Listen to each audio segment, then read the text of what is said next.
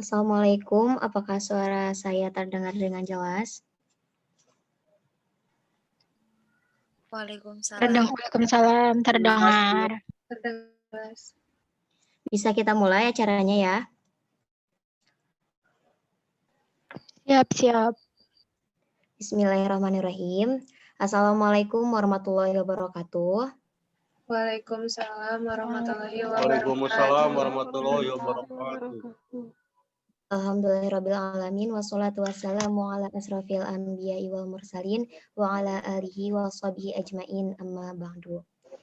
Yang terhormat Ketua Program Studi D3 Keperawatan Stikes Muhammadiyah Ciamis, yang terhormat dosen program studi D3 Keperawatan Stikes Muhammadiyah Ciamis, dan tak lupa yang saya banggakan sekaligus saya cintai teman-teman, rekan-rekan yang peserta dari kajian Islami seru sekali pada episode keempat pada malam hari ini. Marilah kita panjatkan puji syukur kehadirat Allah Subhanahu wa taala karena atas segala nikmat dan karunia-Nya sehingga kita dapat melaksanakan KIS pada malam hari ini yang secara rutin kita sering laksanakan pada malam Selasa, tepatnya hari Senin dan hari Kamis. Shalawat bersalam, marilah kita haturkan kepada junjungan kita Nabi Muhammad SAW. Sebelumnya, perkenalkan nama saya Firda Laila Najah. Di sini saya bertugas untuk memandu jalannya kegiatan KIS pada malam hari ini. Adapun susunannya sebagai berikut. 1. Pembukaan, 2. Pembacaan ayat suci Al-Quran, 3. Acara inti yang berisi kajian dan tanya jawab, 4. Doa, 5. Tutup. Untuk mengefektifkan waktu, mari kita buka dan awali KIS pada malam hari ini dengan mengucap basmalah bersama-sama. Bismillahirrahmanirrahim.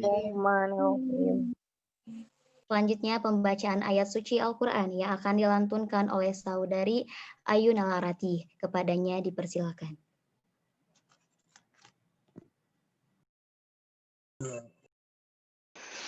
Assalamualaikum warahmatullahi wabarakatuh. Waalaikumsalam warahmatullahi wabarakatuh. A'udzu billahi minasy syaithanir rajim. Bismillahirrahmanirrahim. Ar-Rahman 'allamal Qur'an. Al-insana 'allamahul bayan. Asy-syamsu wal qamaru wan najmu wasyajaru yasjudan was-samaa'a rafa'aha wa wada'al mizan taghaw fil mizan wa aqimul wazna bil qisti wa la tukhsirul mizan ahadil anam fiha fakihatu wan nakhlu dhatul akmam asfi war raihan fabi ayyi ala'i rabbikuma tukadziban min sulsulin kal fakhur wa khalaqal janna min marijin fabi ayyi ala'i rabbikuma tukadziban Rabbul masyriqaini wa rabbul maghribain fabi ayyi ala'i rabbikuma tukadziban marajal bainahuma barjahul la yabghiyan fabi ayyi ala'i yakhruju ma minhumal lu'lu wal marjan fabi ayyi ala'i rabbikuma tukadziban walahul jawaril muwasya'atu fil bahri kal a'lam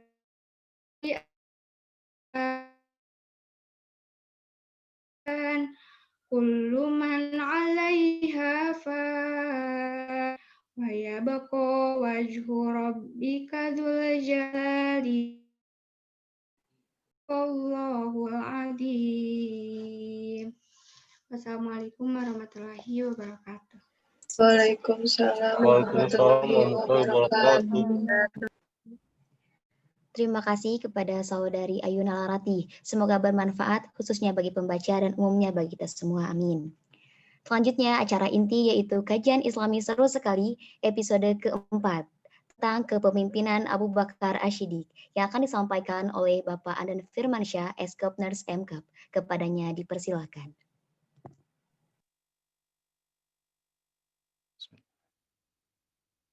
Assalamualaikum warahmatullahi wabarakatuh.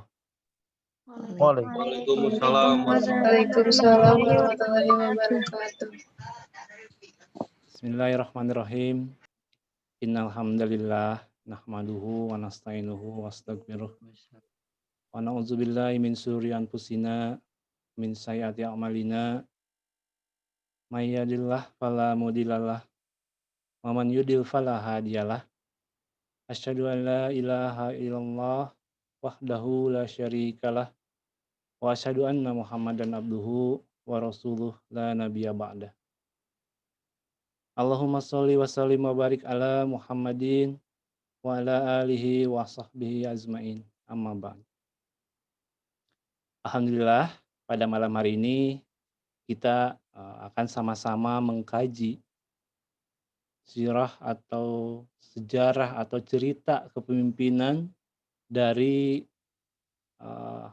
sahabat Rasulullah SAW, yang pada malam hari ini kita akan mulai dari Khulafaur Rasyidin yang pertama dari 4 Khulafaur Rasyidin, yang mana kita ketahui ada Abu Bakar Asy-Syiddiq, ada Umar bin Khattab, ada Utsman bin Affan, kemudian ada Ali bin Abi Thalib.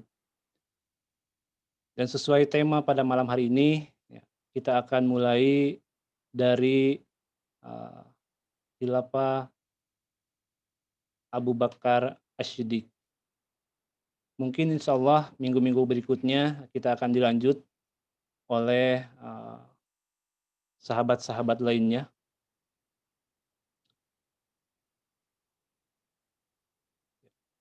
Ya, kita mulai saja bicara mengenai sejarah dari kepemimpinan Abu Bakar Asy-Syiddiq. Di mana sebenarnya kalau berbicara masalah sejarah ya di masa modern sekarang ini, kalau kita dipertanyakan dengan sejarah itu sendiri, apakah ya kita mempelajari dengan mempelajari sejarah itu di zaman modern ini masih perlu?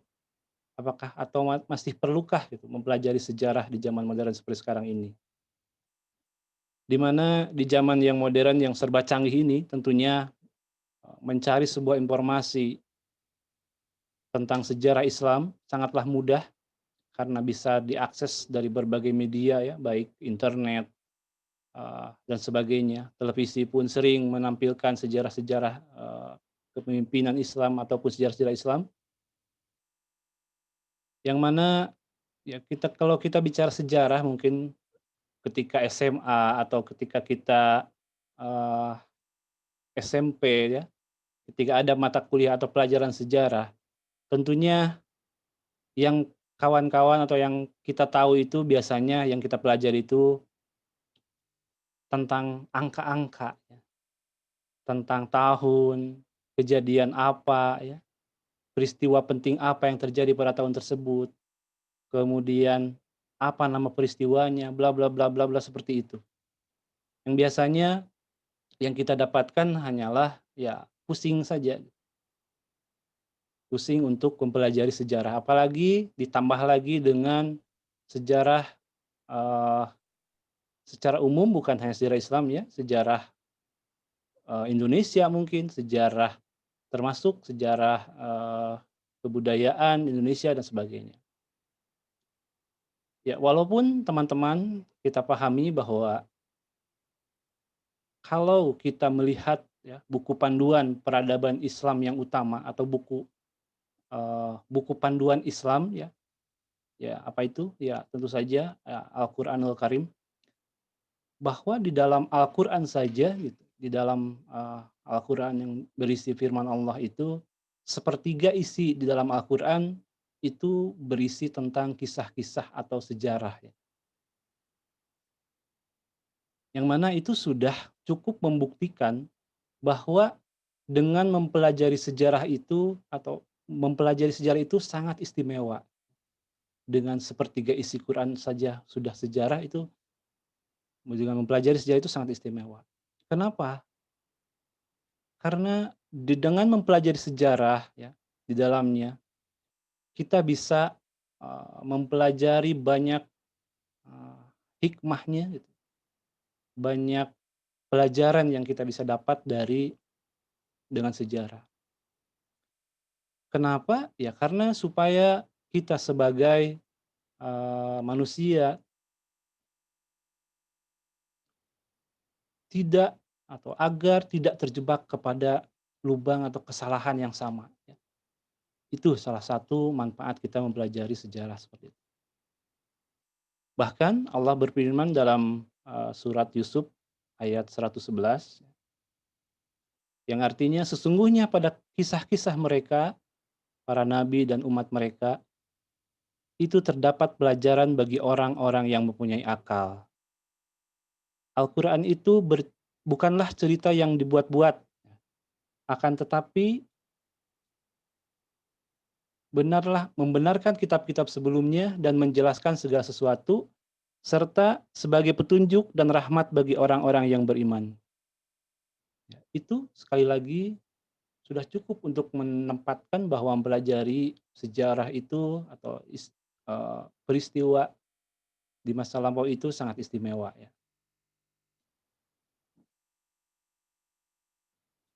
Kembali kita berbicara mengenai Abu Bakar As-Siddiq radhiyallahu anhu. Menurut keyakinan Ahlus Sunnah wal Jamaah bahwa Abu Bakar dianggap sebagai sebaik-baiknya manusia setelah Nabi dan para Rasul. Khairun nas ba'dal anbiya'i wa rasul. Di sini menunjukkan bahwa keistimewaan Abu Bakar As-Siddiq dibandingkan dengan sahabat-sahabat lainnya. Mungkin ya, ini pula yang wallahu a'lam ya, yang menyebabkan nama masjid di kampus Stikes Muhammadiyah Ciamis saja dinamakan Masjid Abu Bakar Siddiq.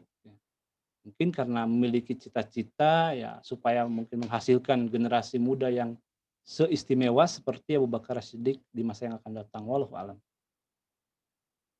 Ya, Abu Bakar adalah kalangan atau orang-orang yang pertama kali atau termasuk ya as-sabiqun al-awwalun ya.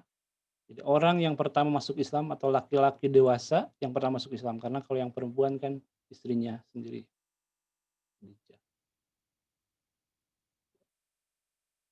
Ya, Abu Bakar menjadi orang yang pertama kali atau laki-laki dewasa yang pertama kali memeluk agama Islam setelah Islam itu diperkenalkan oleh Nabi Muhammad SAW. Kemudian Abu Bakar juga adalah orang yang pertama kali setelah dia menyatakan keimanannya kepada Rasulullah, menyatakan seorang Muslim, dia juga berdakwah kepada keluarganya, kepada sahabat-sahabat, saudara-saudaranya, dan banyak yang diislamkan oleh Abu Bakar saat itu. Kemudian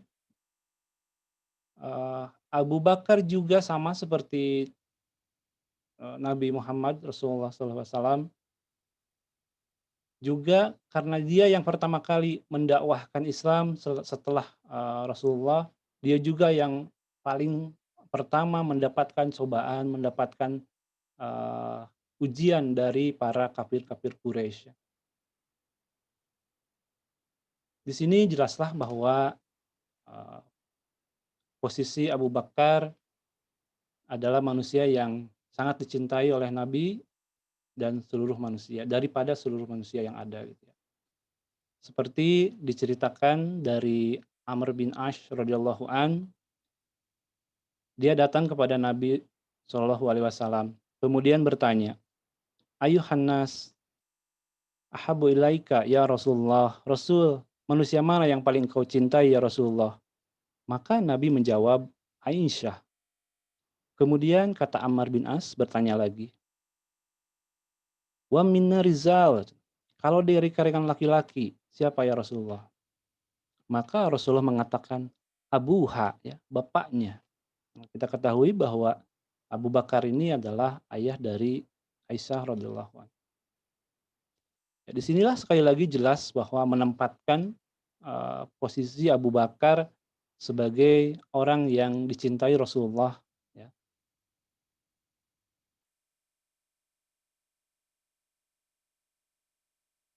Bentar ya, saya mau kasih dulu slide supaya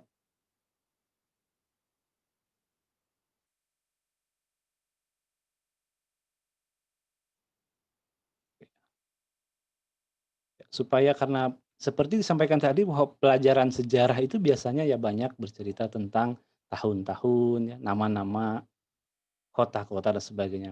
Supaya untuk mengingat, gitu ya, supaya mudah untuk diingat, ya saya berikan slide beberapa sedikit slide. Ya, Abu Bakar lahir pada atau 2 tahun setelah tahun gajah, ya, 2 tahun 6 bulan pada tahun gajah. Berarti artinya dia 2 tahun lebih muda daripada Rasulullah SAW, ya. Di mana kita tahu Rasulullah SAW lahir pada tahun gajah atau pada tahun 5701 Masehi, 571 Masehi, sedangkan Abu Bakar lahir 2 tahun 6 bulan setelahnya, gitu. Setelah peristiwa tahun gajah itu, setelah peristiwanya yang itu ya, yang surat Al-Fil itu, yang alam taro kaifa farabuka. Ya, setelah peristiwa yang gajah-gajah Abraha kemarin sudah cerita sama Bu Elis mungkin ya itu ya, ketika kelahiran Nabi adalah pada tahun gajah itu. Nah, kemudian Abu Bakar terlahir di tahun 573 Masehi dari ayahnya bernama Utsman, ya, Utsman Abu Kuhafah, ya. Kemudian ibunya bernama Salma binti Sakhar.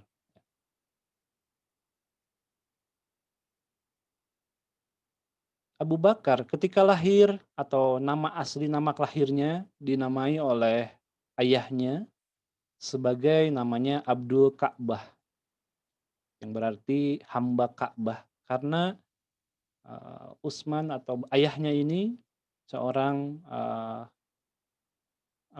orang Quraisy, orang Mekah yang memang menghambakan atau sangat memuji kehadiran Ka'bah, termasuk saat itu di sekitar Ka'bah dengan berhala-berhala atau patung-patungnya, ya, Lata dan Uzza dan sebagainya.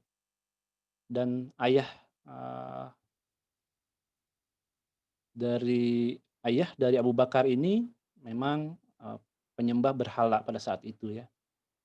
Yang kemudian saat Abu Bakar bertemu dengan Rasulullah dan memeluk Islam, maka nama Abu Bakar dirubah oleh Rasulullah karena tidak mungkin seorang muslim menghambakan diri kepada benda, ya, benda kepada Ka'bah. Makanya digantilah menjadi Abdullah, jadi hambanya Allah. Kemudian setelah beberapa tahun kemudian, ya, ada beberapa pendapat, ya, tentang kenapa namanya menjadi Abu Bakar.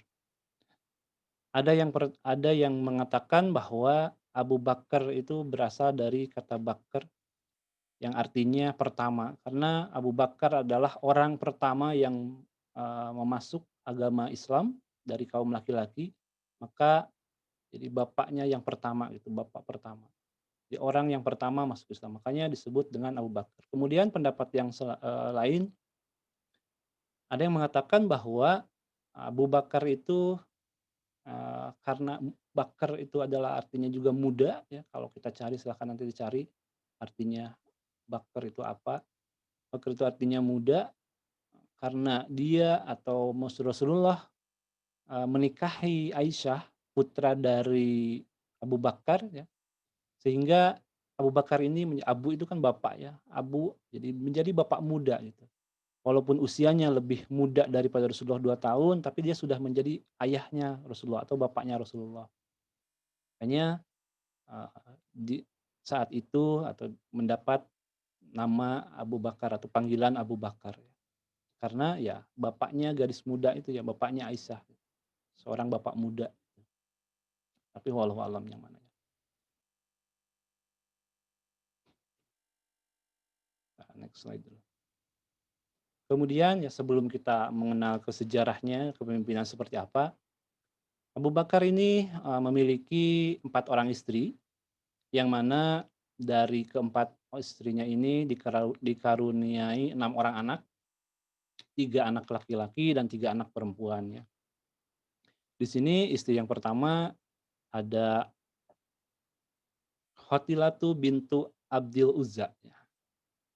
Dari sini lahirlah putra pertama yang bernama Abdullah dan Asma ya. Nanti kita tahu ceritanya ketika hijrah sangat berperan ya, Asma ini.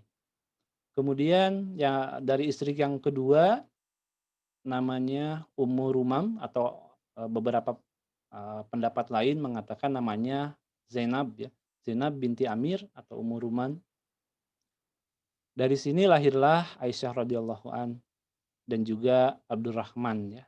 Saudaranya, adiknya Abdurrahman. Kemudian istri yang ketiga ada Asma bintu Umais ya. Asma bintu Umais ini yang sebelumnya adalah istri dari pamannya Rasulullah ya, Ja'far bin Abu Thalib. Setelah meninggal, kemudian setelah Ja'far meninggal karena mati syahid, kemudian dinikahi oleh dinikahi oleh Abu Bakar ya, saat itu. Dan Asma binti Umais ini juga yang nanti menikahi Ali bin Abi Thalib ya. Setelah Abu Bakar meninggal. Nanti mungkin ceritanya kalau nanti cerita tentang Abi Thalib nanti diceritakan lebih dalam lagi ya.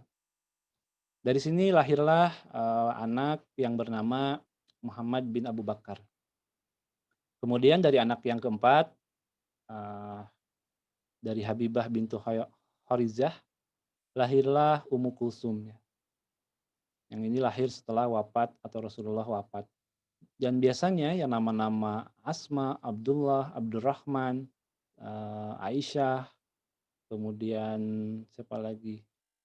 Ummul Kulsum ya.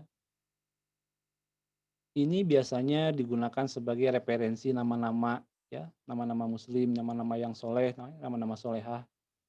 Karena ya dari sinilah dari nama-nama anak ataupun istri Rasulullah Rasulullah.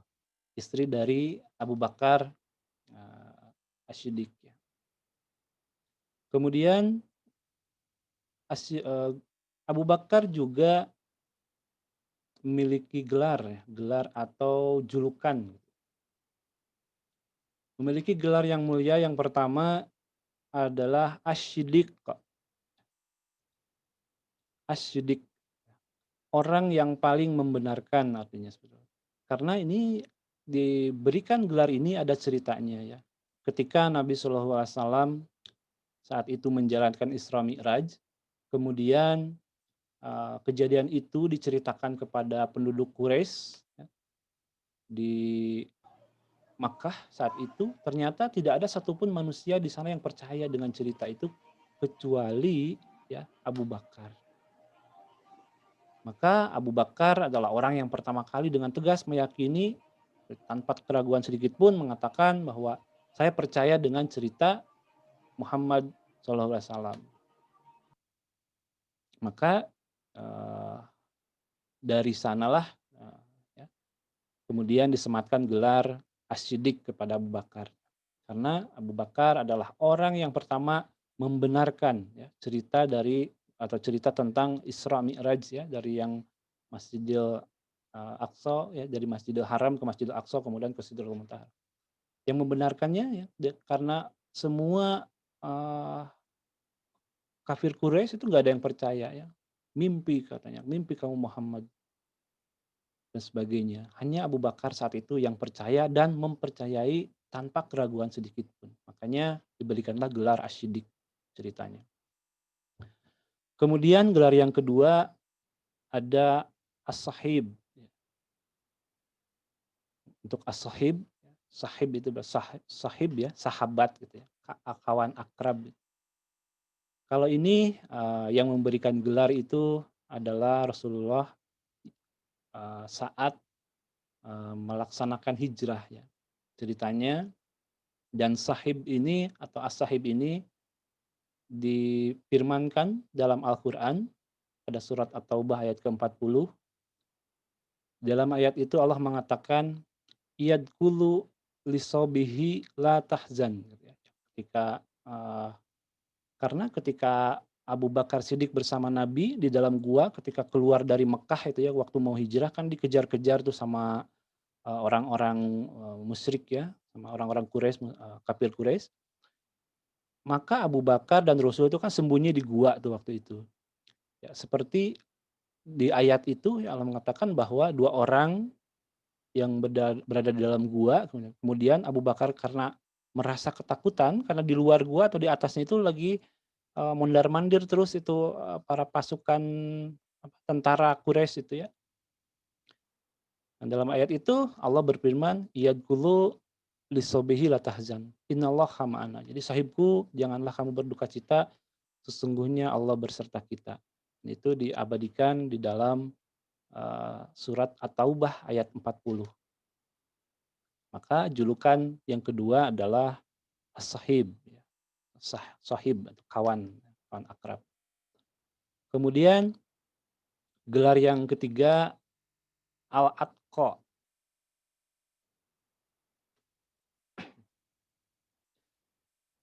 Abu Bakar juga ya dijuluki sebagai al-atqa ya, orang yang paling bertakwa. Ya, gelar ini juga sama diberikan langsung oleh Allah Subhanahu wa taala dalam surat Al-Lail ya, ayat ke-17 yang ceritanya ya karena seringnya Abu Bakar bersedekah gitu. Seringnya memerdekakan atau membebaskan budak-budak. Kita tahu bahwa Abu Bakar itu termasuk saudagar kaya yang diceritakan. Dia banyak hartanya, dia banyak membebaskan budak-budak, membeli budak untuk dibebaskan, termasuk yang paling terkenal itu yang termasuk 10 orang yang dijamin masuk surga kan, termasuk Bilal di sana ya. Juga dibebaskan atau dibeli oleh Abu Bakar dari pemilik sebelumnya ya. Ya. Karena seringnya membebaskan itu ya, ketika itu ayahnya Abu Bakar karena dia seorang penyembah berhala saat itu yang belum muslim, sampai hijrah pun ya ayahnya Abu Bakar belum muslim ya, kecuali ketika setelah hijrah kembali maka berbondong-bondonglah untuk mulai rakyat Mekah itu masuk ke Islamnya. Nah, ketika ayahnya melihat Abu Bakar yang suka menghambur-hamburkan uang untuk membeli budak-budak yang lemah itu ya, yang enggak ada. Jadi di pikiran bapaknya itu, ngapain kamu menolong budak-budak itu ya, sedangkan budak-budak itu enggak ada kemungkinan dia bisa membalas budi untuk kamu misalnya. Ada yang buta, ada yang lemah, ada yang cacat dan sebagainya. Buat apa gitu kamu membeli atau keuntungannya buat apa gitu. Jadi enggak ada keuntungan sama sekali untuk Abu Bakar. Makanya ayahnya pun mengatakan sedemikian. Tapi Abu Bakar berkata bahwa aku memerdekakan mereka kecuali mencari keridhaan Allah. Ya, maka waktu itu turunlah firman atau surat Al-Lail ayat 17, 18, 19 sampai 21. Ya. Yang di dalamnya yang bunyinya wa sayujannabuhal atqa kan situ ya, ada wa sayujannabuhal atqa gitu. Jadi itulah kata atqa itulah ya pada surat Al-Lail itu yang dijadikan gelar ya. Karena Abu Bakar yang memang orang yang sangat bertakwa pada saat itu. Jadi kemudian gelar yang selanjutnya adalah gelar Al-Awwah gitu. Al-Awwah ini digelar karena Abu Bakar dijuluki Al-Awwah karena memiliki sifat yang sangat takut atau sangat eh, sayangnya kepada Allah dan takut kepada Allah. Jadi Abu Bakar diberikan gelar Al-Awwah karena sifatnya yang lemah lembut ya. Kalau dia membaca Al-Qur'an pun dia akan selalu sensitif gitu, selalu cepat menangis gitu. Karena sifatnya memang Abu Bakar yang lemah lembut, berbeda dengan Umar ya. Kemudian gelar yang kelima Atik ya. Atik artinya ya, dibebaskan gitu ya, karena sesuai dengan janji Rasulullah SAW bahwa beberapa sahabat yang dijanjikan terbebas dari api neraka. Jadi Atik itu dibebaskan dari api neraka. Mungkin itu. Ya, kita akan masuk saja ke sirah atau ke cerita tentang Abu Bakar As-Siddiq ya. Siapa itu Abu Bakar, kemudian bagaimana sepak terjangnya di dalam Islam, kemudian apa yang sudah ditorehkannya kepada Islam, dan apa saja nasihat-nasihat yang akan menjadi pelajaran bagi kita sebagai Muslim. Ya.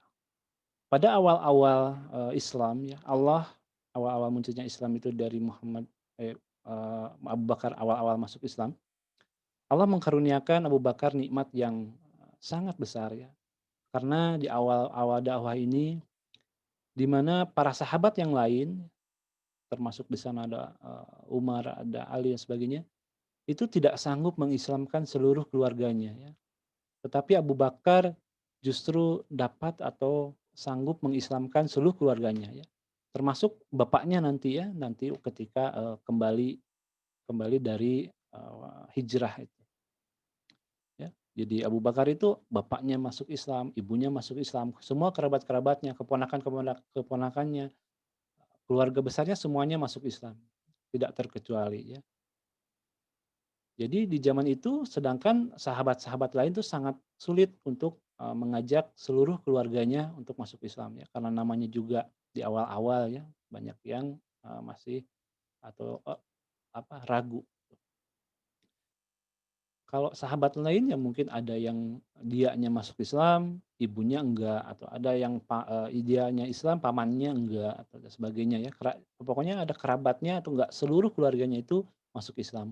Berbeda dengan Abu Bakar As-Siddiq ya, yang semuanya masuk Islam ini sekali lagi menunjukkan bahwa kepiawaian berdakwahnya Abu Bakar As-Siddiq radhiyallahu anhu.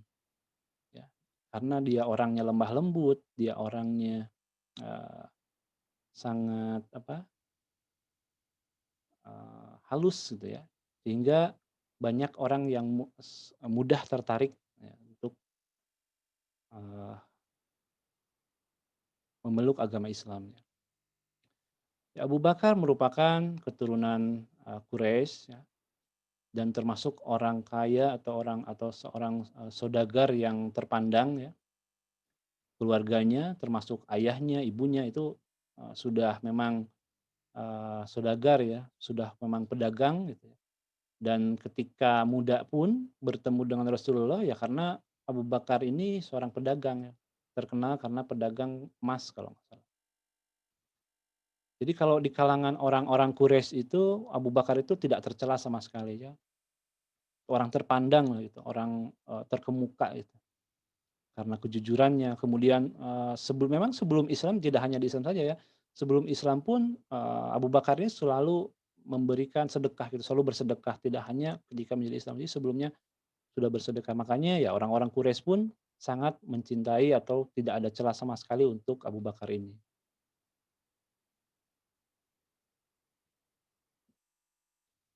Kemudian disitulah Abu Bakar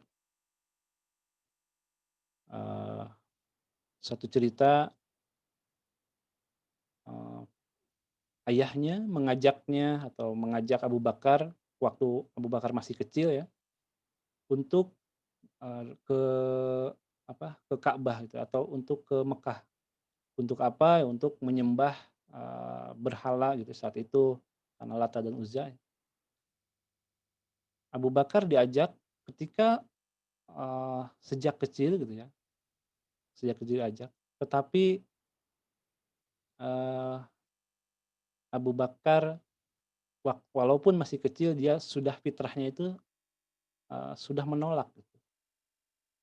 Sebagai contoh ya, ketika bapaknya itu tadi mengajaknya ya eh, untuk eh, apa datang ke tempat atau ke patung-patung itu, kemudian mengatakan bahwa eh, Abu Bakar atau dulu namanya Abu Ka'bah ya, Abu Ka'bah, ini Tuhanmu, ini Lata dan Uzza, sembah tolong kamu sembah dia, sembah mereka, sembah dia. Kemudian ketika bapaknya pergi, ya Abu Bakar eh, Abu Bakar itu ya mendekati patung-patung itu, kemudian mengatakan, wahai patung, tolong aku lapar, aku ingin makan. Kemudian patung itu diam saja, ya namanya juga patung ya. Kemudian enggak sampai di situ Abu Bakar bilang lagi, patung, aku ingin baju yang bagus, berikan aku baju yang bagus. Enggak digubris juga. Ya akhirnya karena Abu Bakar terus meminta, banyak meminta dan tidak ada satupun keinginan yang diberikan, maka Abu Bakar marah gitu. Dia ambil batu, dia lempar kepalanya sampai pecah saat itu. Disitulah ya, Abu Bakar merasa yakin bahwa sejak kecil pun dia sudah merasa yakin bahwa yang disembah oleh ayahnya, yang disembahkan oleh eh, masyarakat Quraisy saat itu tidak mendatangkan manfaat atau menjaganya dia sama sekali gitu. Jadi sejak kecil pun dia sudah ragu gitu. Sejak muda pun Abu Bakar sudah ragu. Makanya kemudian dalam satu riwayat juga dikatakan ketika teman-temannya mempertanyakan Abu Bakar, "Hei Abu Bakar, kenapa engkau tidak pernah kelihatan menyembah Lata dan Uzza?" Ya, Abu Bakar yang cerdas malah balik bertanya. Kata Abu Bakar ya pada orang itu, "Siapa itu Lata dan Uzza?" Malah begitu. Ya kata orang itu jawab lagi, "Lata Uzza itu adalah anak perempuannya Allah."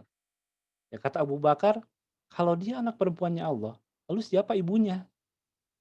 Siapa ibunya?" Maka orang musyrik itu kemudian terdiam. Dan disinilah kemudian Abu Bakar semakin ragu dengan ketuhanan orang-orang musyrik itu. Maka sejak kejadian itu tidak pernah lagi Abu Bakar menyembah berhala. Ya. Sehingga memang sejak kecil ketika sejak itu Abu Bakar memang tidak pernah menyembah berhala. Sampai ketika Rasul memperkenalkan Islam, Abu Bakar tanpa keraguan sedikit pun langsung mengucap syahadat saat itu. Jadi langsung karena sudah dengan keyakinan yang saat ini dianut oleh para orang-orang Quraisy itu nggak ada kepercayaan sama sekali dari Abu Bakar.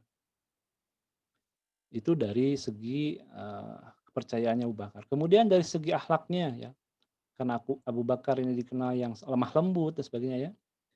Abu Bakar juga dari akhlaknya itu tidak pernah meminum khamar ya. Khamar itu ya alkohol kalau sekarang ya, minuman keras gitu.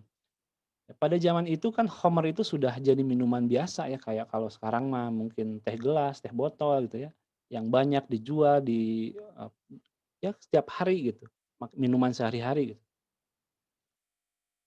Ya, itu juga ada sebabnya kenapa Abu Bakar memang sejak dulu, sejak muda gitu ya, sejak kecil tidak pernah meminum sedikit pun khamar. Jadi kenapa? Ya karena ketika di pasar ya, Abu Bakar melihat seseorang yang minum khamr gitu, tiba-tiba dia, mabok gitu kan ya, habis minum kemudian dia, mabok berat, sampai dia buang hajat gitu, di celananya maksudnya. Setelah buang hajat, ya mungkin karena ya namanya juga orang mabok ya, kotorannya itu diambil gitu, kemudian dicium-cium, diletakkan malah itu ya, di mulutnya gitu, dimasukin di mulutnya. Dari situlah Abu Bakar wallahi ya, berpendapat bahwa orang minum khamr itu nggak punya akal gitu. Di sinilah Abu Bakar radhiyallahu an tidak pernah minum khamr, baik sebelum Islam ya maupun setelah Islam. Karena dia sudah beranggapan bahwa orang yang minum khamr itu tidak punya akal.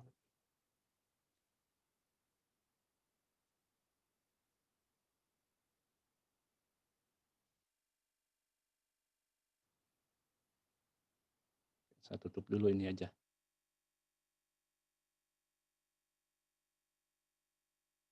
Ya, kemudian di antara bentuk-bentuk kebaikan dari Abu Bakar yang lainnya, di mana Abu Bakar selalu menolong kaum muslimin yang lemah, ya. Seperti di antaranya dia memerdekakan tadi budak, ya, seperti Bilal bin Rabah. Kita tahu Bilal disiksanya oleh Umayyah habis-habisan, ya, sampai hampir mati karena Bilal saat itu Bilal saat itu sudah masuk Islam tanpa izin dari pemiliknya, ya, tanpa izin dari Umayyah.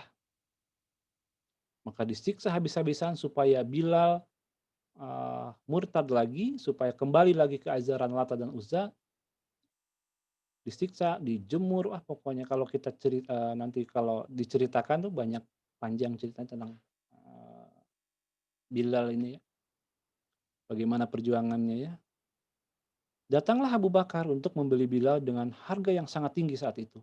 Kenapa ya? Karena Umayyah tahu nih pasti mau diselamatkan Bilal ini, makanya dijuallah dengan harga tinggi daripada harga-harga budak saat itu. Kemudian ya, Bilal dibebaskan tanpa meminta apapun, ya, tanpa meminta balasan apapun. Jadi Abu Bakar nggak minta balasan apapun, silahkan dia mau jadi muslim, dia mau pulang, mau apa gitu terserah.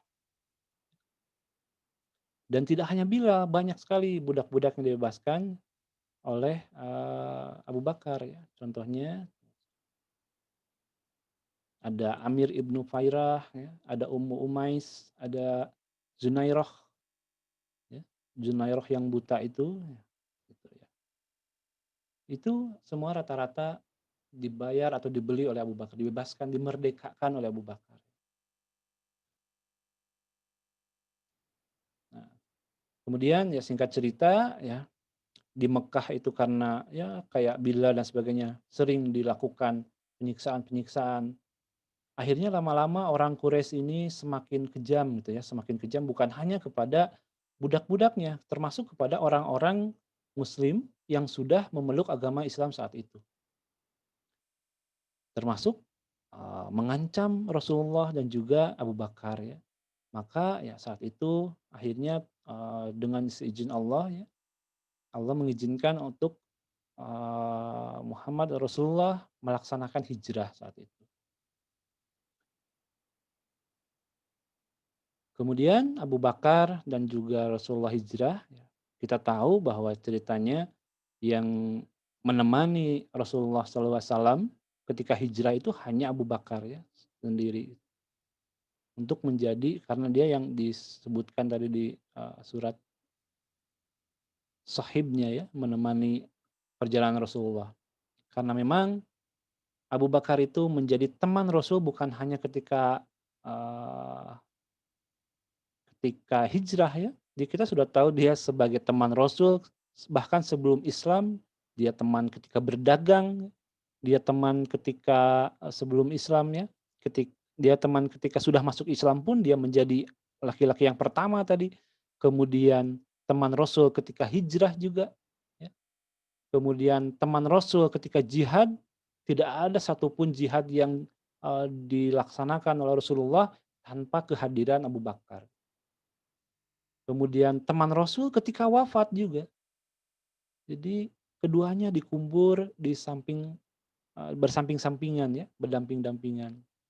Ya, di mana kita tahu makam Rasulullah SAW, kemudian di sampingnya, samping kanannya ada Abu Bakar Asy-Siddiq, kemudian di sampingnya lagi ada Umar, ya. Dan mudah-mudahan dan sudah dijanjikan memang keduanya tidak hanya sahib di dunia ini, tapi juga sahib di Firdaus, ya. Jadi kemudian, ya, Singkat cerita keduanya hijrah ya, dan di hijrah ini ketika dari Mekah ke Madinah kita tahu kalau, lihat di peta ya, dari jarak dari Mekah ke Madinah itu kan sekitar ya 300 kilometer. Kalau sekarang sih gampang ya, mungkin paling beberapa jam sudah sampai gitu ya. Yang haji saja itu cuma naik bus 5-6 jam sudah sampai. Kalau dulu kan nggak ada bus ya, cuman berjalan kaki atau naik unta untuk hijrah ya. Dengan naik unta dan berjalan kaki ya, Abu Bakar melaksanakan hijrah selama 19 hari ya, dari 7 Juni berangkat karena jalur yang dilalui itu nggak lurus kayak di map gitu ya, nggak lurus seperti jalur biasanya. Karena dikejar-kejar maka jalurnya itu ke sana kemari gitu, berputar-putar supaya tidak terlacak oleh para kafir Quraisy itu ya, para orang-orang musyrik itu. Nah, ketika melaksanakan hijrah ini Abu Bakar tidak hanya dia sendiri yang berperan gitu, tetapi keluarganya pun turut berperan menyelamatkan atau menolong Abu Bakar. Contohnya yang tadi saya sebut namanya nama anak pertamanya Asma ya. Asma berperan yang membawa atau mengantarkan makanan. Jadi Asma itu sudah dikasih tahu, "Asma, nanti saya akan lewat ke sini, ke gunung ini, ke sekian kilometer ke gunung ini." Dan Asma tugasnya bolak-balik dari Makkah mengantarkan makanan, dari Makkah mengantarkan makanan itu ya. Untuk perjalanan, Abu Bakar dan juga Rasulullah.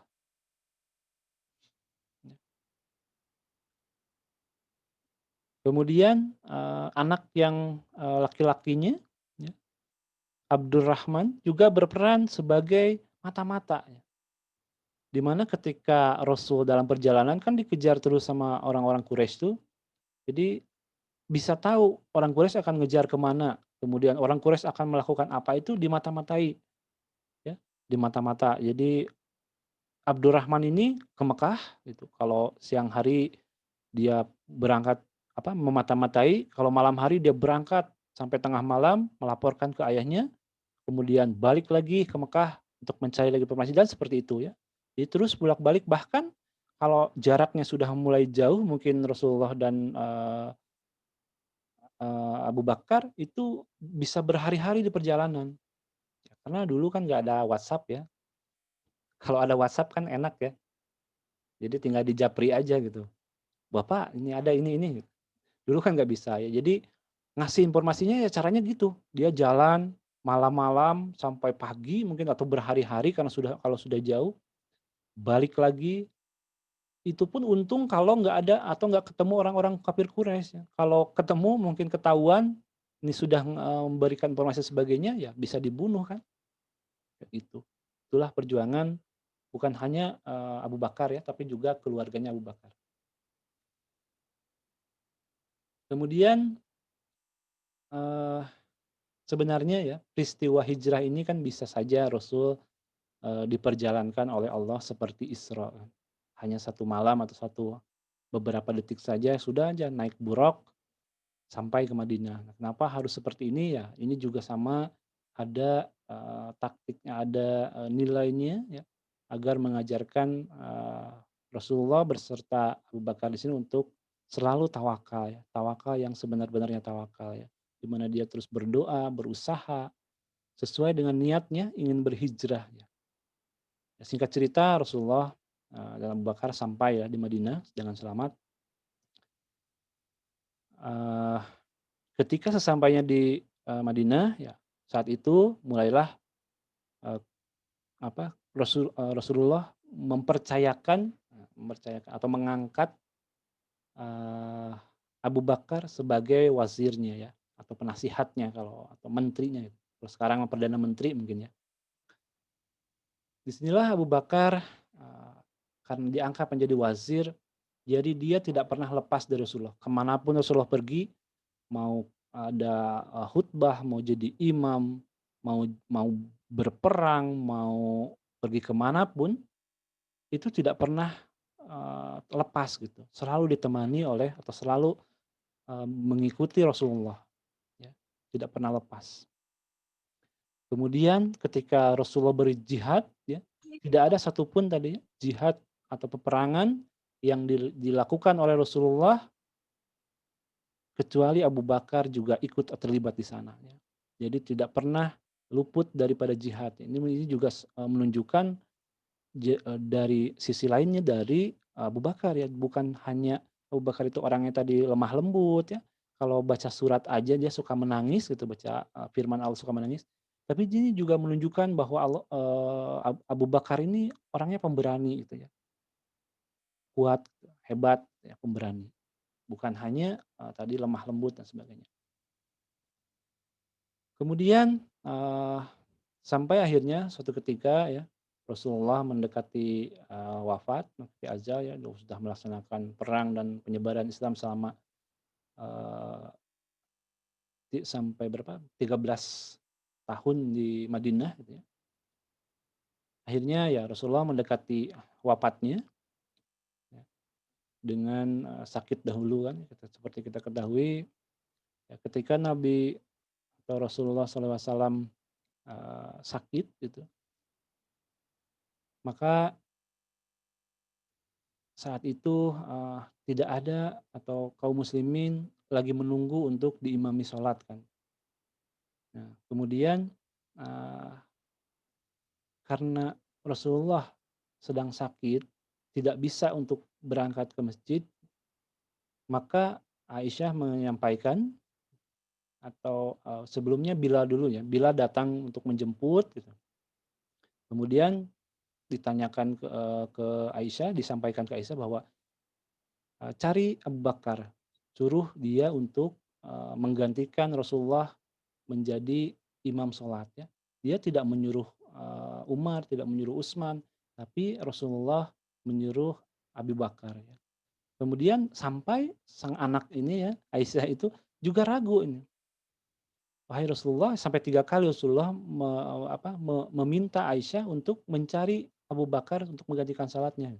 Kenapa ragu ya? Karena sifat lembutnya itu. Jadi kalau Abu Bakar menjadi imam, bisa tidak selesai bacaan salat karena ya di tengah jalan dia bisa menangis, terintih-rintih ya, karena orangnya lembut ketika membaca firman Allah itu dia selalu menangis gitu.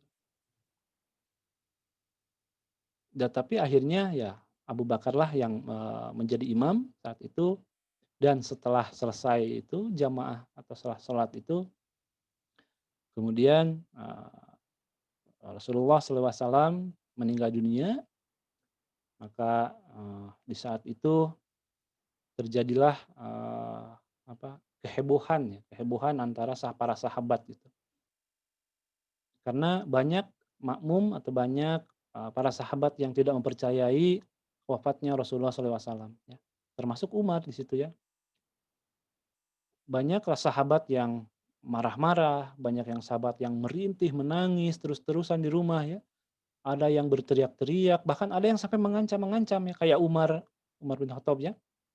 Dia mengancam, "Siapa yang mengatakan Muhammad sudah mati, kupenggal lehernya," gitu, kata Umar ya. Jadi dia pokoknya belum kalau di keperangan ada fase denial-nya ya, masih menolak gitu. Para sahabat tuh masih menolak ya, sampai ada yang pokoknya lagi galau lah gitu. Nah, disinilah Abu Bakar kembali memperlihatkan kepemimpinannya, melihat hiruk-pikuk umat yang luar biasa tidak tenang ya, galau gitu. Dia harus cepat-cepat meredakan. Akhirnya Abu Bakar naik ke atas mimbar, kemudian beliau menyadarkan seluruh sahabat-sahabatnya saat itu yang sedih, termasuk Umar ya. Termasuk saat Umar yang mengatakan tadi ya, yang mengancam, kata Abu Bakar, "Ayuhan nas, wahai manusia, man kana minkum ya'budu Muhammadan." Jadi, siapa yang di antara kalian yang masih menyembah Muhammad, fa inna khadmat, dia sudah meninggal dunia. Man kana minkum ya'budullah, tapi siapa di antara kalian yang menyembah Allah, fa innallaha hayyun la yamut. Allah tidak mati dan akan tetap hidup. Sadar semuanya ya, mendengar kata itu sadar semuanya. Padahal itu salah satu firman Allah juga ya, yang dimana mengingatkan para sahabat bahwa bukan Muhammad gitu. Ini yang diperjuangkan itu tidaklah Muhammad kata Allah, melainkan Muhammad sama seperti rasul-rasul yang lainnya. Ya. Apakah kalau beliau mati atau dibunuh kalian akan murtad kembali? Kan tidak ya. Gitu. Itulah yang akhirnya menyadarkan para sahabat-sahabat. Nah, kemudian di lain pihak ya, di lain tempat gitu, para sahabat yang lain, terlebih dari kaum Ansor. Kaum Ansor itu kan yang tinggal di Madinah, asli orang Madinah itu ya. Kalau sahabat-sahabat yang lain seperti Abu Bakar, Umar dan yang lainnya Ali, dia kan berasal dari Mekah yang melaksanakan hijrah. Jadi disebut kaum muhajirin ya, kaum yang melaksanakan hijrah. Kalau yang aslinya orang Madinah disebut kaum Ansor. Nah, kaum Ansor pun akhirnya di sana melakukan semacam rapat gitu ya, pertemuan gitu di rumahnya atau di tempat bernama Sakifah Bani Sa'idah. Ini tempat orang terkemuka di kaum Bani Ansor. Mendengar berita itu, ya, Abu Bakar dan juga Umar menyusul, ya, mempertanyakan kebenarannya karena jasad Muhammad belum dikuburkan, ya, terjadi pergolakan seperti ini. Ya. Para kaum Ansor itu sudah ingin menunjuk memilih pengganti Muhammad, ya, bukan pengganti dalam artian nabinya ya, tapi mengganti kepemimpinannya. Dari kaum Ansor mereka atau memilih atau mencalonkan di sana ada Sa'ad bin Ibnu Ubadah ya. Seorang panglima perang yang memang dipercaya oleh Rasulullah juga saat itu, yang berasal dari kalangan kaum Ansor untuk menjadi pengganti Rasulullah. Jadi yang paling pantas karena ini paling pemberani, seorang panglima lagi, banyak anak buahnya dan sebagainya. Kemudian kata orang muhajirin lain lagi. Loh, yang paling pantas itu justru Umar bin Khattab. Dia panglima yang paling perkasa. Semua jihad ya dimenangkan dan sebagainya gitu ya. Pokoknya semuanya paling beradu mulut gitu. Memilih siapa sih pemimpin yang paling pantas gitu. Kemudian setelah lama bermusyawarah, lama dengan mengkaji hadis-hadis karena memang tidak disampaikan oleh Rasulullah siapa penggantinya kan tidak disampaikan. Makanya terjadilah perdebatan seperti itu. Maka dengan mengkaji hadis-hadis, cerita-cerita dan sebagainya, diputuskanlah bahwa imamah atau pemimpin itu harus berasal dari orang muhajirin atau Quraisy. Ya. Maka dengan syarat yang tadi itu, otomatis kan Sa'ad bin Ibnu Ubadah sudah nggak masuk pencalonan ya. Akhirnya kan calonnya tinggal tadi Umar bin Khattab aja ya. Calonnya kan sisa Umar. Terus gimana? Umar nerima? Tidak. Umar juga tahu diri. Ya. Dia katakan ke semua orang yang ada di ruangan itu, ya kalau begitu kan calonnya cuma kamu katanya. Udah, Umar saja menjadi. Tapi dia tidak menerima ya, karena dia malah mengatakan bahwa orang yang paling pantas menjadi pemimpin atau menggantikan Rasulullah adalah orang yang diminta Rasulullah menggantikan salat yang terakhir itu ya. Ketika Rasulullah sakit, kata Umar. Akhirnya ya seolah-olah itu signal dari Nabi ya, signal dari Rasulullah bahwa ya akhirnya ya para sahabat di sana itu sepakat benar adanya bahwa itu signal-signal itu mungkin itu salah satu signal dari Rasulullah bahwa untuk ya itu yang pantas menggantikan itu adalah Abu Bakar As-Siddiq. Ya. Akhirnya ya saat itu Abu Bakar dibaiat oleh para sahabat yang ada di sana semuanya, termasuk Umar, termasuk Utsman di sana ada, kecuali yang tidak ada itu di sana Ali bin Abi Thalib ya. Karena tapi di kemudian hari, di hari berikutnya Ali pun sama berbaiat kepada atau mengakui kepemimpinan dari Abu Bakar. sebagai khalifah yang pertama.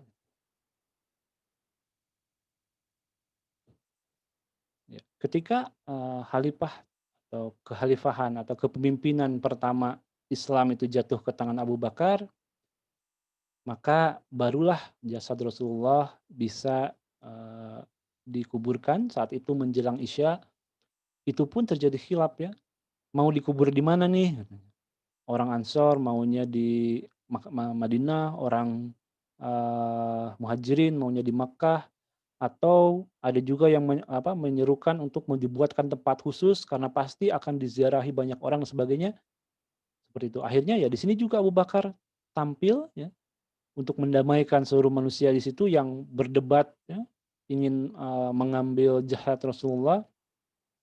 Akhirnya dia menyampaikan bahwa aku pernah mendengar Rasulullah SAW bersabda bahwa setiap nabi yang meninggal itu dikubur di tempat di mana ia meninggal. Jadi kalau meninggalnya waktu itu di kamarnya Aisyah, waktu sakit, ya di situ dikuburnya. Ya akhirnya seluruhnya setuju, seluruh para sahabat setuju, dan sampai saat ini ya kuburannya Nabi berada di kamarnya Aisyah radhiyallahu anha. Atau di tempatnya Rasulullah berbaring meninggalnya. Kemudian saat itu Rasulullah dikuburkan, kemudian ya kan sebelum salat Isya kan tadi ya, dia naik mimbar untuk membacakan ceramah pertamanya, ceramah kepemimpinan pertamanya. Isi ceramahnya ya kalau diterjemahkan seperti ini, wahai manusia, aku sudah dipilih menjadi pemimpin kalian, sementara saya bukan orang yang terbaik di antara kalian. Ini pemimpin namanya ya. Jadi walaupun dia sudah dipilih, ya, bahkan dia tadi kan sebelumnya kan mencalonkan Umar, mencalonkan yang lainnya, tapi dengan rendah hati dia tawadhu mengatakan bahwa ya, saya bukan orang yang terbaik di antara kalian, tapi saya sudah dipilih menjadi pemimpin kalian. Kalau sekarang kan beda lain ya. Kalau sekarang orang kampanye itu kan keluarkan calonnya itu program-programnya seolah-olah dia yang paling hebat, saya yang paling hebat, yang lain itu nggak ada apa-apanya kayak gitu. Kalau Abu Bakar lain ya. Gitu.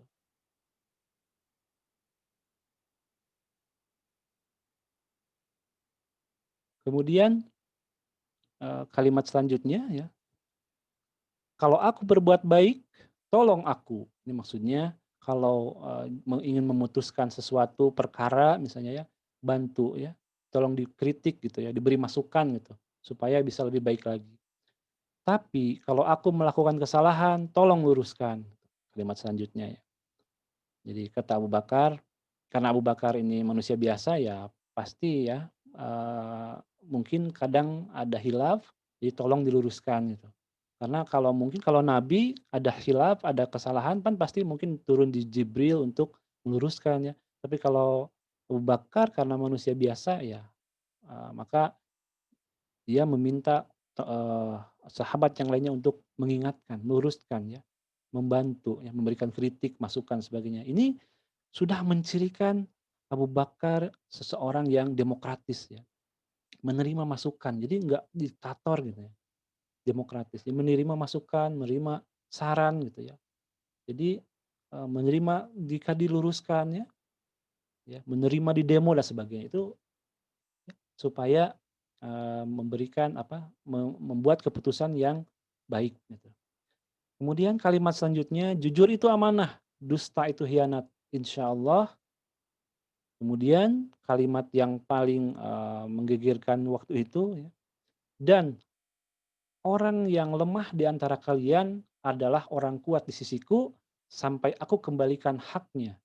Maksudnya orang lemah ini berarti orang-orang miskin ya. Orang-orang miskin dianggap oleh Abu Bakar ini menjadi orang yang kuat ya, sampai dikembalikan haknya. Kemudian kalimat selanjutnya, dan orang-orang kuat di antara kalian ya, dan orang-orang kuat di antara kalian itu lemah di sisiku sampai aku ambil haknya, aku ambil hak zakatnya dia dari dia gitu. Jadi jangan main-main kata sama Abu Bakar. Abu Bakar ini sudah mencirikan lagi Abu Bakar itu orangnya adil ya. Dia mengambil zakat dari orang-orang yang kuat, yang kaya untuk dibagikan atau diberikan ke orang-orang yang miskin. Ini sudah mencirikan Abu Bakar itu orang yang adil. Kalau caleg-caleg sekarang kan nggak gitu ya. Justru dia ngumpulin orang-orang yang kuat gitu untuk menghantam yang lemah gitu. Dikumpulin nih donatur. Udah kita bayarin supaya menghantam yang lemah gitu. Kalau Abu Bakar enggak. Justru dia mengambil zakat orang-orang yang kaya untuk diberikan kepada miskin. Kemudian kalimat terakhir, tidaklah sebuah kaum meninggalkan jihad di jalan Allah kecuali Allah hinakan dia, dan tidaklah sebuah kemungkaran menempati sebuah daerah kecuali mereka halalkan azab Allah menimpa mereka. Ini karena saat itu mulai bermunculan nabi-nabi palsu dan juga orang-orang yang kafir atau orang kembali ke sesat gitu. Kemudian tolong taati aku selama aku taat kepada Allah dan Rasul-Nya. Kalau aku bermaksiat kepada Allah dan Rasul-Nya, tidak ada untukku ketaatan dari kalian. Maka mari kita sholat sama-sama. Itu khutbahnya ketika sebelum sholat waktu itu ya. Jadi kalau dicermati pidatonya Abu Bakar ini bersama-sama ya, kita resapi bersama-sama, itu maknanya ya sangat baik untuk ya para pemimpin ya. Contoh-contoh pemimpin yang baik ya. Yang selalu senantiasa untuk berlaku tadi ya, adil, jujur, amanah ya. Kemudian demokratis ya, mau menerima masukan. Ya, seperti itu. Kemudian setelah Rasulullah meninggal ya, Abu Bakar kemudian menjadi khalifah yang pertama. Saat itu ya seperti di ceramahnya yang disampaikan tadi bahwa mulai bermunculan kemurtadan yang besar-besaran, bermunculan orang-orang murtad. Ya. Ada yang tidak mau membayar zakat, ada yang mengikuti nabi palsu, ada yang murtad kembali menyembah berhala. Banyak sekali masalah yang muncul ketika Rasulullah SAW meninggal dunia. Ya. Sementara ya Abu Bakar harus menyelesaikan, harus mendamaikan para sahabat, harus mendamaikan para umat, ya, para muslim saat itu. Maka akhirnya Abu Bakar memerangi orang-orang yang murtad tadi ya. Jadi ada kelompok-kelompok yang murtad tadi diperangi oleh Abu Bakar. Tetapi saat itu Abu Bakar tidak punya pasukan. Kenapa? Karena pasukannya atau pasukan Rasulullah yang saat itu sudah dipersiapkan, atau pasukan perangnya itu, ya, yang panglima perang itu sudah dipersiapkan Rasulullah untuk menyerbu Syam saat itu. Jadi untuk menghalau ini untuk menghalau tadi ya, yang orang-orang murtad itu, nabi-nabi palsu itu, Abu Bakar tidak ada pasukan lagi. Karena pasukan-pasukan terbaiknya itu sudah disiapkan oleh Rasulullah. Jadi Abu Bakar tidak mau mengganggu pasukan yang memang sudah disiapkan Rasulullah.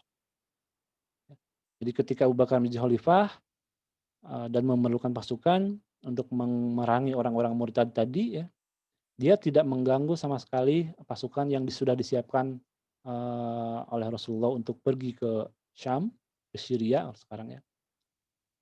Akhirnya ya Abu Bakar mengambil pasukan sisa-sisanya gitu ya, sisa yang disiapkan oleh Rasulullah. Karena memang ternyata ketika ya terlaksana atau ketika sudah berangkat itu pasukan yang disiapkan Rasulullah untuk menyerang Syam itu yang dulunya itu udah dipersiapkan oleh Rasulullah itu hanya dalam waktu 40 hari ya sudah berhasil menaklukkan Syam dengan membawa harta rampasan yang banyak kepada Abu Bakar saat itu tanpa ada satu orang korban pun yang meninggal. Gitu. Jadi sahabat yang berangkat, pasukan yang disiapkan Rasulullah ini, pasukan elitnya ini tuh benar-benar nggak ada satupun korban ya, ketika menyerang Syam di sana. Nah, maka ya mau tidak mau ya Abu Bakar untuk memerangi orang-orang murtad tadi ya, yang 3 orang itu ya, yang pertama yang sudah masuk Islam ya, kemudian kembali murtad ya, kembali nyembah berhala ya, jadi dulunya itu Islam, dulunya dia bersahadat, tapi karena Nabi sudah wafat, jadi dia beranggapan sudah aja kita kembali lagi menyembah berhala. Itu yang pertama. Yang kedua, kelompok yang sudah masuk Islam juga sama. Kemudian karena Nabi sudah meninggal, dia berbaiat kepada Nabi palsu, Nabi yang lainnya. Seperti kita kenal ada Musailamah Al-Kadzdzab dari Yamamah, ada Aswad Al-Ansi ya dari Suna dan lain-lain ya, ada banyak. Kemudian kelompok yang ketiga ini ya, kelompok yang tetap mengaku Islam, tetapi mereka mengingkari zakat ya, mengingkari syariat zakat. Kewajiban zakatnya mereka tidak, mereka takwil gitu. Mereka takwil bahwa zakat itu khusus di zaman Rasulullah kata mereka. Kalau Rasulullah sudah tidak ada atau sudah wafat, berarti tidak ada hak atau kewajiban zakat lagi. Kata orang-orang yang tadi ya, yang ketiga ini, golongan yang ketiga. Jadi ada 3 yang diperangi, ya. Yang pertama yang kembali ke Lata dan Uzza, ya. Yang kedua yang ke Nabi palsu, yang ketiga yang tidak mau membayar zakat. Dari situlah kemudian Abu Bakar Siddiq satu persatu memerangi mereka. Ya, pertama Abu Bakar mengutus tentara untuk memerangi orang-orang murtad dulu. Ya. Memerangi orang-orang yang murtad karena Nabi palsu itu. Ditumpaslah oleh Abu Bakar yang pertama ke Yaman, ke Yamamah ya. Sekarang negaranya namanya Yaman. Dipimpin oleh siapa tadi kemarin?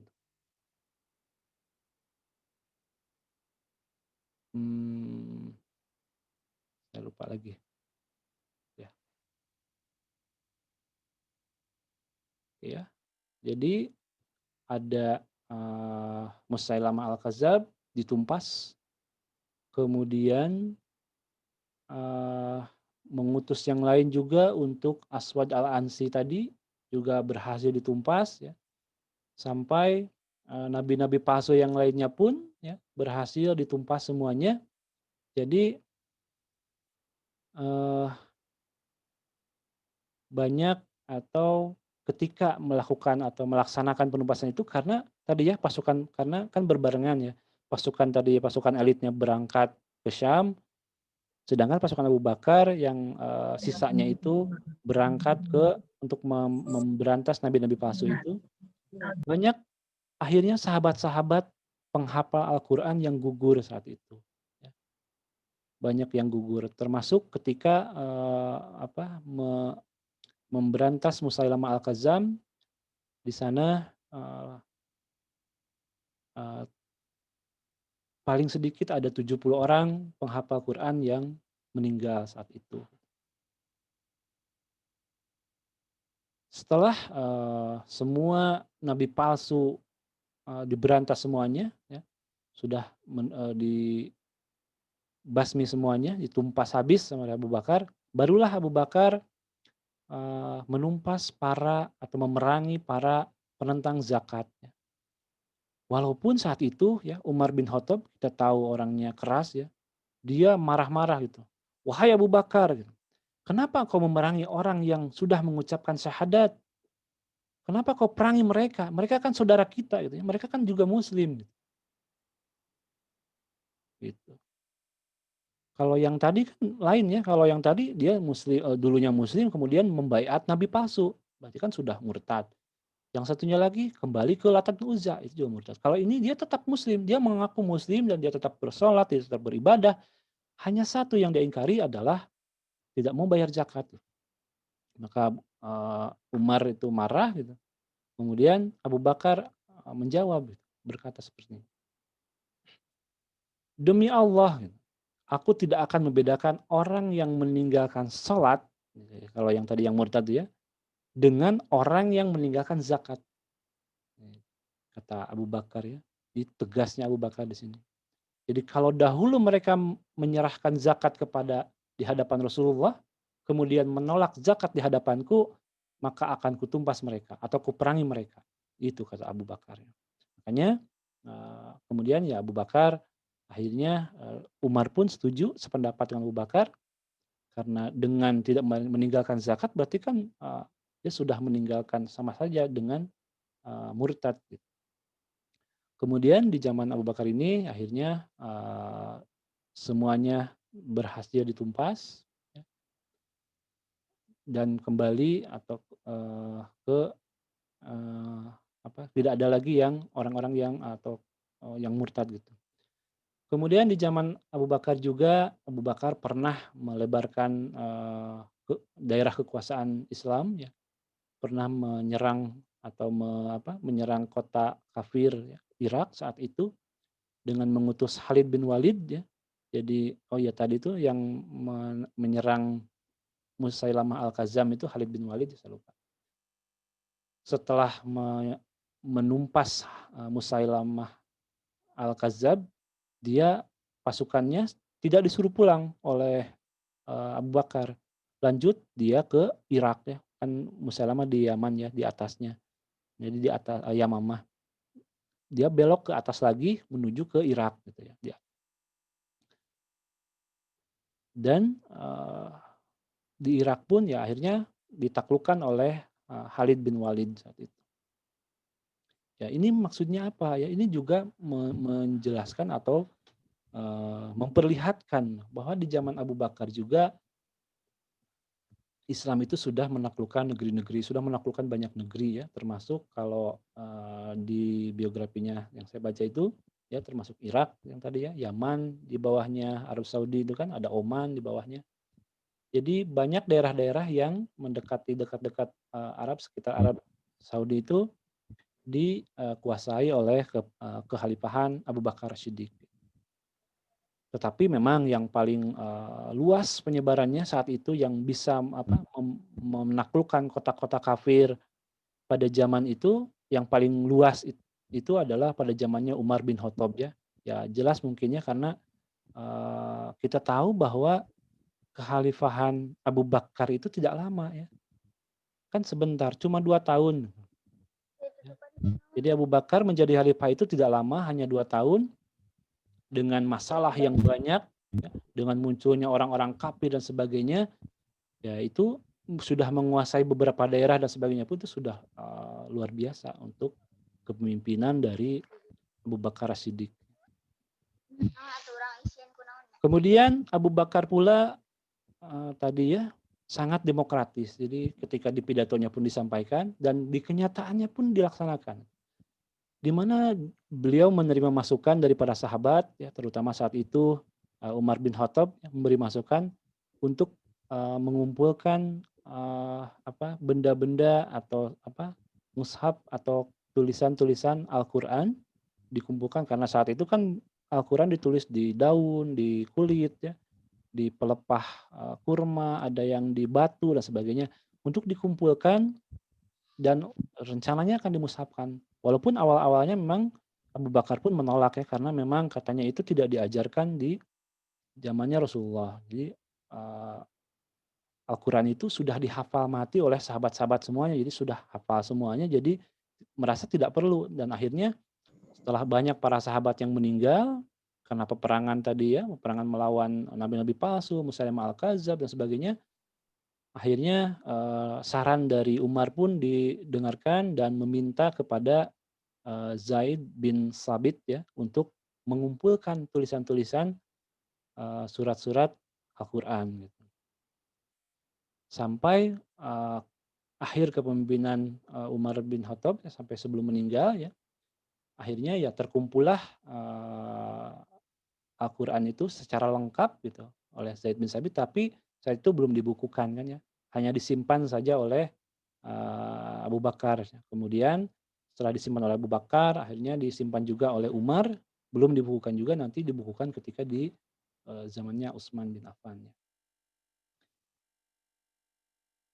Ya, dan dari situlah ketika semuanya yang sudah melenceng ditumpas, ya, kemudian Islam atau penduduk sudah kembali murni, ya, seperti di zaman Rasulullah, ya, yang murtad sudah diperangi, yang menentang zakat sudah nggak ada, gitu. Semuanya sudah kembali jadi stabilitas ekonomi, stabilitas politik, sosialnya sudah damai, gitu, sudah aman, tidak ada lagi perpecahan di antara umat. Yang dipikirkan sekarang adalah berdakwah menyebarkan Islam seluas-luasnya itu. Saat itulah ya Abu Bakar dipanggil oleh Allah dan meninggal dunia pada tahun ketiga Hijriah, tahun ke-13 Hijriah ya. Di mana beberapa riwayat yang mengatakan bahwa Abu Bakar itu diracun oleh Yahudi, ada juga. Kemudian riwayat juga yang mengatakan bahwa Abu Bakar sakit setelah mandi tengah malam gitu ya, mandi tengah malam. Kemudian dia demam selama 2 minggu ya. Kemudian ya akhirnya dia berpulang ke rahmatullah. Abu Bakar As-Siddiq radhiyallahu anhu.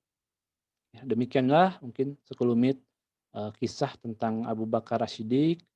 Ya, mudah-mudahan ada manfaatnya yang sedikit ini, karena kalau kita baca bukunya, buku biografinya itu yang saya download saja karena saya juga membaca ya. Ada sekitar 288 halaman, hanya beberapa saja yang bisa saya sampaikan di sini karena waktunya terbatas ya. Subhanaka wa bihamdika asyhadu an la ilaha illa anta astaghfiruka wa atubu ilaih. Wallahu ta'ala wassalamualaikum warahmatullahi wabarakatuh. Waalaikumsalam warahmatullahi Waalaikumsalam wabarakatuh. warahmatullahi wabarakatuh. Terima kasih kepada Bapak Anan Firmansyah, Sekretaris MKEP yang telah memberikan ilmu yang sangat bermanfaat bagi kita semua. Silahkan kepada teman-teman jika ada yang harus didiskusikan tentang kepemimpinan Abu Bakar As-Siddiq. Jika tidak, mungkin akan saya tutup.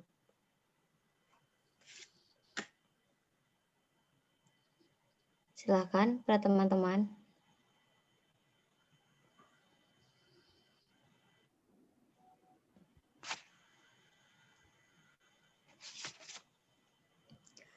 Kepada teman-teman jangan lupa untuk mengisi lembar evaluasi, sudah dikirim sama Bapak di chat. Silahkan untuk diisi. Mungkin jika tidak ada yang ditanyakan, saya tutup saja ya teman-teman. Kita tutup dengan membacakan doa kafaratul masjid. Umma bihamdika asyhadu an la ilaha illa anta astaghfiruka wa atubu ilaik. Terima kasih. Mohon maaf bila ada kesalahan dalam penyampaian ataupun dalam memandu kegiatan KIS pada malam hari ini. Terima kasih. Wassalamualaikum warahmatullahi wabarakatuh. Waalaikumsalam warahmatullahi Waalaikumsalam warahmatullahi wabarakatuh. Terima kasih Pak. Terima kasih Makasih Pak. Pak. Ya, Pun, jangan Pak. lupa diisi ya, diisi. Ya Pak. Ya, Pak. Ya Pak, siap. Siap.